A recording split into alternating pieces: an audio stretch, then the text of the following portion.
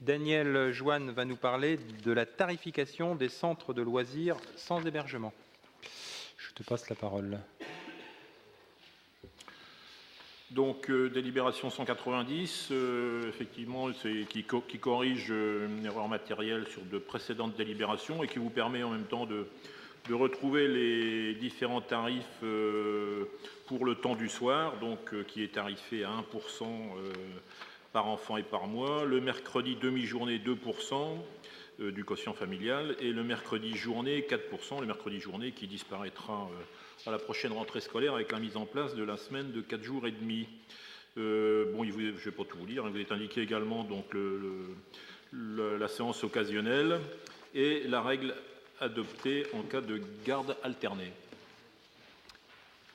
Qui vote contre? Qui s'abstient? Délibération adoptée à l'unanimité. Délibération concernant la définition des actions du contrat enfant-jeunesse. Donc, afin de renouveler ce contrat donc, avec la CAF pour la période 2013-2016, donc il convient de préciser les actions. Donc, vous avez plusieurs types d'actions qui sont les actions qui, dans le précédent CEJ, n'étaient pas éligibles, mais ont quand même été retenues. Les actions qui étaient les actions antérieures, mais qui celles-ci étaient éligibles et que la CAF appelle les actions stock. Vous avez ensuite, c'est très technique, je m'excuse, mais vous avez ensuite les actions prises en compte dans le nouveau CEJ qui sont donc les nouvelles actions et la prise en compte de l'ensemble de ces actions dans le contrat enfant-jeunesse nous permet de recevoir les subventions de la CAF. Qui vote contre? Qui s'abstient? Délibération adoptée à l'unanimité. La délibération suivante sur la prestation de service unique. Donc, avec une nouvelle délibération qui est sur table, puisqu'une petite erreur de frappe était dans la délibération précédente. Donc, nous répondons avec cette délibération à une circulaire de la CNAF de juin 2011 qui a modifié certaines conditions, notamment sur les taux d'effort, les absences déductibles, les majorations possibles, la maladie de l'enfant, etc.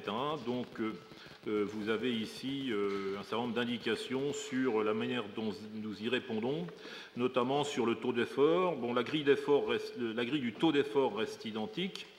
Nous indiquons également la règle en cas de présence d'un enfant en situation de handicap.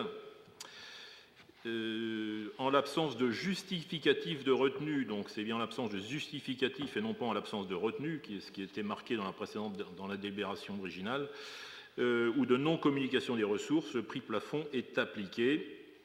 Un accueil exceptionnel d'urgence, un taux horaire de 2,30 €, etc.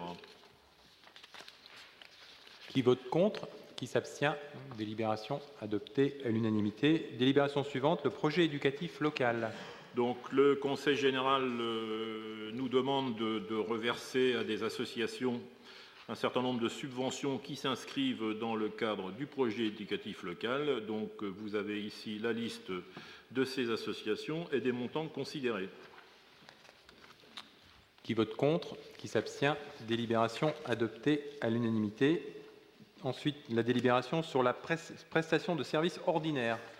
Donc, cette fois-ci, c'est en fait le classement du site Picno qui était précédemment, qui n'était pas isolé et qui était classé en fait arbitrairement avec le quartier des Vallons.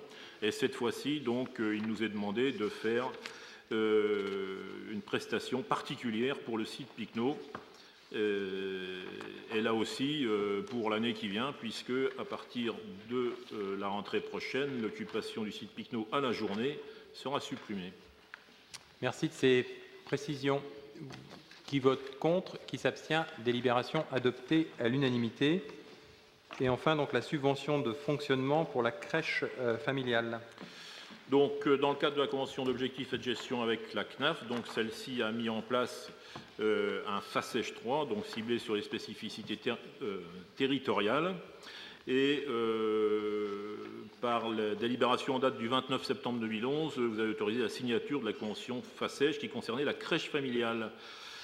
Par courrier en date du 8 août 2013, la CAF de la Manche nous informe qu'il a décidé d'attribuer une nouvelle subvention qui est attendue à hauteur de 15 000 €. Bonne nouvelle. Mais, ma foi. Qui vote contre? Qui s'abstient? Délibération adoptée à l'unanimité. Vous voyez que nos relations avec avec la caisse d'allocation familiale sont un petit peu complexes de par les multiples dispositifs d'intervention, mais je remercie Daniel et les services de maîtriser cette complexité.